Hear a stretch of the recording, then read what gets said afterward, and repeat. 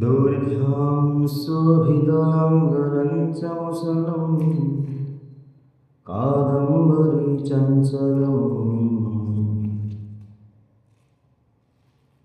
रत्नाढ्यवरकुण्डलभुजबलैः सक्रान्तभूमण्डलम् वज्राभ्रामरचारुगण्डजुगलं नागेन्द्रचूडोज्ज्वलम्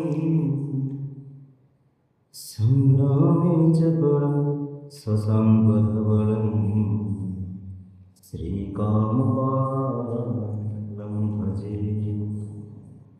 नानाभूषणभूषितां सुमनसा आनन्दकल्लोलिनी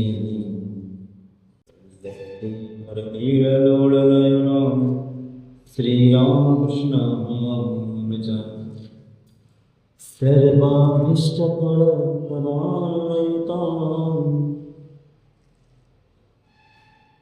त्रैलोक्यसम्मोहिनी देवी दुःखदापशमनी आद्या सुभद्रां भजे। नीलाद्रौ संघमध्ये शतदलकमले रत्नसिंहासनस्थं सर्वालङ्कारयुक्तं नवकलरुचिरं सञ्जगुतं चाग्रजे।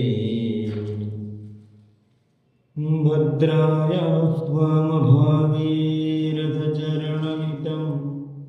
ब्रह्मरुद्रेन्द्रवन्द्यं वेदानां सारमेकं स्वजनपरिवृतं ब्रह्मदारुस्मरामि दारुब्रह्मं स्मरामि।